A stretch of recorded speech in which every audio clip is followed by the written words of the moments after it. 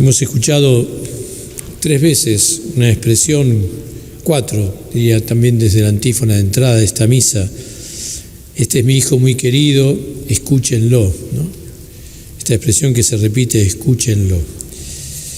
Y en esta solemnidad de la transfiguración que celebramos en este domingo, es bueno tomarnos de la expresión de Pedro en la segunda lectura, de este Pedro que fue testigo de este acontecimiento, de esta transfiguración, testigo ocular, como dice él, y volver a decirnos en el corazón algo que en este tiempo creo que necesitamos decirlo con mucha fuerza. Lo que venimos a escuchar cada semana, en cada celebración, en cada domingo, de este Dios que nos habla en su palabra, todos los hechos, esta vida de Jesús que recordamos, lo que traemos, es necesario decirnos, no son fábulas ingeniosas e ingeniosamente inventadas, dice Pedro, ¿no? No son fábulas ingeniosamente inventadas. Esta transfiguración no es una fábula inventada. Y decir esto entonces, Pedro se lo dice a la gente, a su comunidad, y lo mismo lo dijo Santiago con su muerte, lo mismo lo dijo Juan, lo que hemos visto, lo que hemos oído, lo que hemos tocado con nuestras manos, lo que han visto nuestros ojos, lo que hemos palpado, eso se lo transmitimos a ustedes, no son fábulas, nosotros lo hemos experimentado, es una experiencia profunda del corazón, ¿no?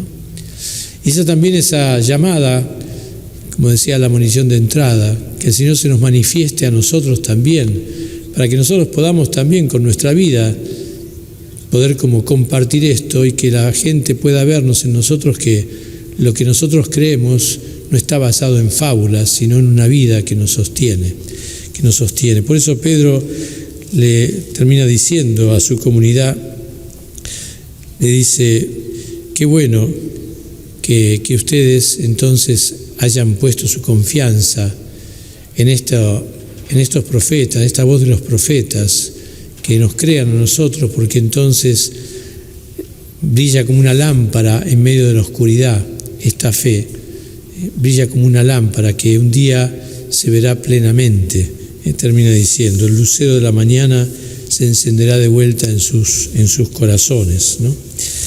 Qué lindo esto de que hoy podamos volver a decirlo con fuerza, esto no son fábulas en lo que creemos.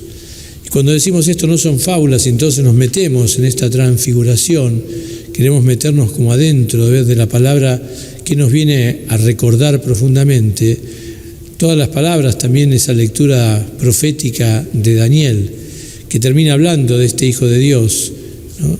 Así como Pedro lo propone, nos propone justamente saber que el dominio, que todo poder, que toda honra la merece este Hijo del Hombre, este Cristo que triunfó, que venció, y que lo que nos quiere decir en definitiva esta palabra es que el poder de Dios, el dominio de Dios va a triunfar, es un mensaje esperanzador, más allá de toda esa teofanía que nos muestra del trono de Dios, del Dios que está sentado en su trono y todos los miles y millones que están como sirviéndolo en ese trono, toda esa imagen y que esperan y que llega el Hijo del Hombre triunfante y con poder, nos quiere decir eso, ¿no?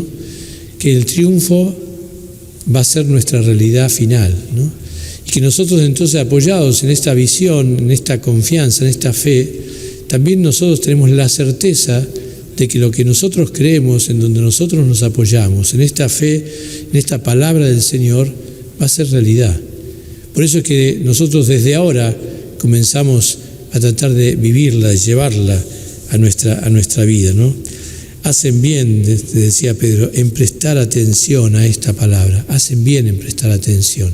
Hacen bien en escuchar esta palabra en su vida. La transfiguración tiene como esa finalidad, ¿no? Hay que pensar que poquito antes de la transfiguración, Jesús le preguntaba a los discípulos, ¿qué dice la gente de mí, no? Y le fueron diciendo hasta que Pedro le dice, tú eres el Mesías. Pero después, ¿qué le dice a Jesús? Miren que ese Mesías va a tener que padecer, va a tener que sufrir, va a tener que que morir en la cruz, pero va a resucitar. Pedro y los otros le dicen, no piensen esas cosas, ¿no? O sea, venían con esa lucha interior y Jesús, para confirmar esto, los lleva al monte de la transfiguración, ¿no? Como adelantándose a qué monte, al monte del Calvario. Después vino el Calvario, vino el monte del Calvario, pero ellos tenían ya de alguna manera grabada en el corazón el monte de la transfiguración. Por eso el monte de la pasión, el monte Calvario, está sostenido por el monte de la transfiguración. Por eso que en nuestra vida también, cuando no hemos tenido la experiencia del monte de la transfiguración, cuando Cristo no se ha manifestado y no se ha revelado en nuestro corazón, no nos hemos encontrado con este Jesús vivo en nuestra vida, claro, después se nos hace cuesta arriba mantener los montes del Calvario en nuestra vida. Por eso ese monte de la transfiguración es un don de Dios. Dios lo llevó a ellos y también nos tiene que llevar a nosotros. Pero también nosotros tenemos que dejarnos llevar a ese monte de la transfiguración, porque a veces nosotros somos los que impedimos encontrarnos con este Jesús vivo, ¿no? ¿Cómo hacemos en nuestra vida para que el monte de la transfiguración esté presente, para que yo pueda entonces ir atravesando nuestros montes calvarios de cada día? Y bueno, hay cosas que manifiestan. ¿Cómo yo me doy cuenta que he descubierto, que he tenido la revelación del monte de la transfiguración? Y porque mi vida se va haciendo oración cada día y se va poniendo a la escucha de esa palabra. Cuando yo me encontré con el Señor, no puedo no escuchar su palabra. No puedo no dejar que esa palabra me penetre a mí cada día. No puedo dejar que esa palabra sea indiferente para mí, ¿no? Por eso que la oración, la escucha de la palabra, es un signo de que yo he tenido esa manifestación de la transfiguración. Y otro momento muy fuerte en nuestra vida de cristianos es la adoración eucarística, la adoración al Santísimo, la celebración de la Eucaristía, pero la adoración eucarística. ¿Qué es la adoración eucarística? Es la presencia viva del Señor transfigurado para nosotros. No, pero Padre, yo veo una hostia ahí, veo un pedacito de pan. Bueno, y ahí está nuestra fe. Cuando uno se expone a esta luz fuerte y potente de la Eucaristía, la vida nuestra se transforma. Hagan la experiencia y verán cómo se transforma nuestro corazón a la luz de la Eucaristía. El Señor se transfigura para nosotros en cada adoración, ¿no? Y todo eso hace que cuando yo me expongo, entonces, ¿qué es lo que acontece en nuestra vida? Y acontece eso que San Agustín lo tiene en una expresión muy linda, que dice, el Evangelio me empieza a asustar.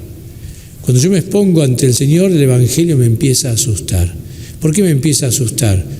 Y porque no puede dejar mi vida tal cual como está, sino que mi vida se empieza a transfigurar, y mi vida se tiene que transfigurar a la luz de esta transfiguración. Entonces, ¿qué significa que mi vida se tiene que transfigurar? Y tiene que, en primer lugar, lo digo así, tiene que superar dos obstáculos. El primer obstáculo, ¿cuál es? Y el mismo obstáculo que tuvieron Pedro, Santiago y Juan, que es, hagamos 3 carpas.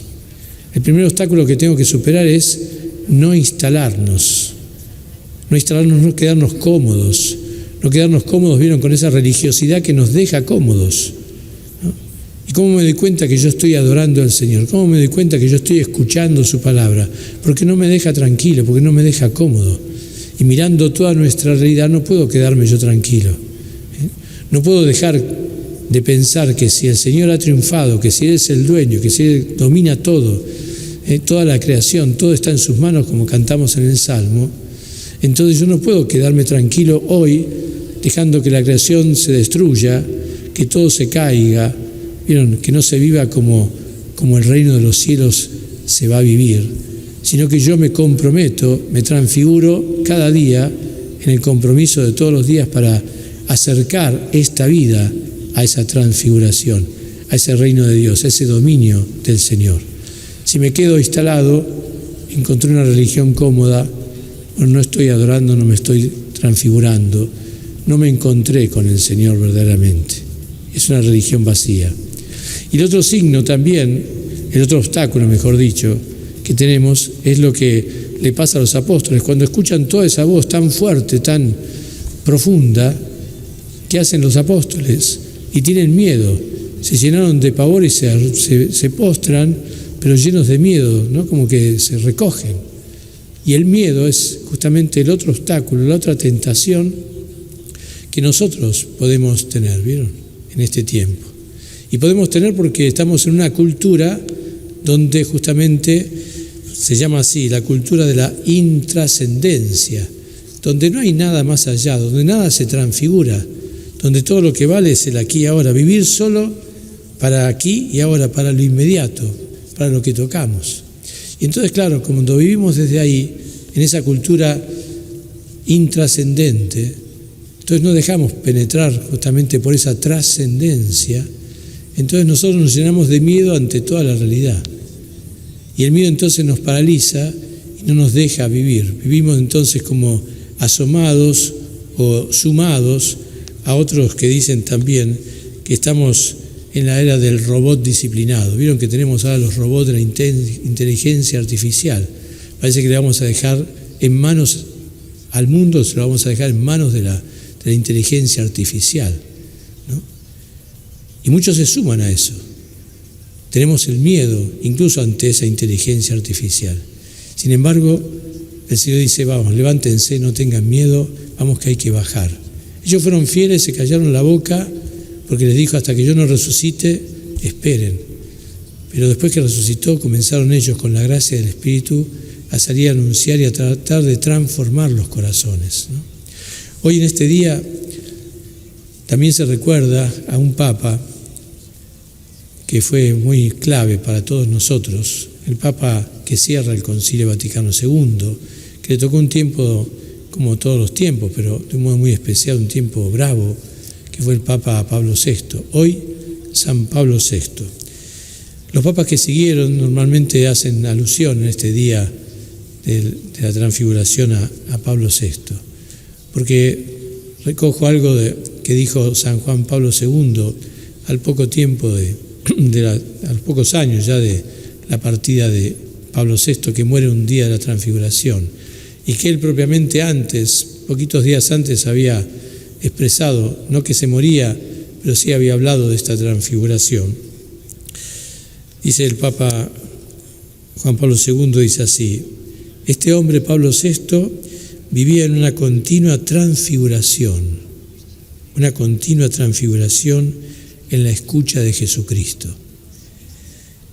Y decía él, no hay que opacar el espíritu sometiéndolo al dominio de los sentidos. No hay que acallar la fuerza de la verdad que nos hace libres. No tengo que dejar de gustar la belleza, esa belleza de quien sabe rescatar el propio cuerpo de todo aquello que lo corrompe, del pecado.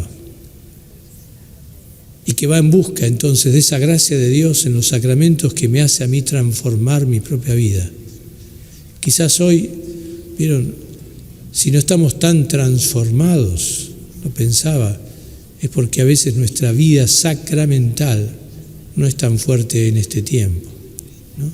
Minimizamos un poco los sacramentos, o los relativizamos, o nos acomodamos, como decimos muchas veces. No puedo comulgar a Cristo y seguir igual, ¿no? Y a veces seguimos igual, ¿no? Porque no nos dejamos transfigurar por Él, ¿no?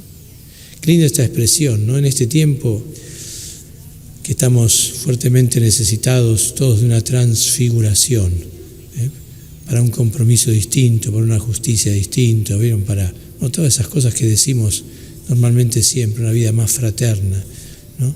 Pensar, salió la estadística en estos días del INDEC, ¿no? en nuestra patria, ¿sí? En un año aumentó 2 millones de pobres, aumentaron, ¿sí? En nuestra realidad argentina. Cada vez más indigentes. Y uno dice, ¿yo qué puedo hacer, no? ¿Puedo quedarme tranquilo? ¿Puedo instalar una carpa? ¿Puedo quedarme cómodo? ¿Puedo no dejarme transfigurar por Cristo y empezar a mirar toda esta realidad? Y junto con otros, desde lo poco pequeño que podemos hacer, hagamos algo y tengamos cuidado. no va a ser las pasos de la semana que viene las que nos van a dar la respuesta, ¿sí? Tenemos que hacerla, tenemos que dar el paso. Y eso también tenemos que dejarnos transfigurar, que significa, no puedo dejarme ganar la desazón en el corazón, el hartazgo que tenemos todos por estos políticos, por este enfrentamiento, por estas luchas, esta competición tan pobre que estamos sintiendo, ¿no? No podemos dejarnos ganar por eso. Tenemos que ir, tenemos que votar responsablemente. Tenemos que ver qué voy a votar, qué me parece, invocar al Señor también y pedirle al Señor, a ver, ayudarnos a ver por dónde querés. No tenemos otros, tenemos que elegir los que tenemos, porque a lo mejor ni vos ni yo sentimos esa vocación, ni nos hemos comprometido. Pero qué lindo, más allá de eso, sentirnos que vos y yo tenemos el compromiso de transfigurar la realidad y dejarnos transfigurar nosotros, ¿no? Desde lo pequeño, desde lo simple. Bueno, le pedimos al Señor y a la Virgen que nos dé esa gracia de encontrarnos con el Señor para dejarnos transfigurar por Él. Que así sea.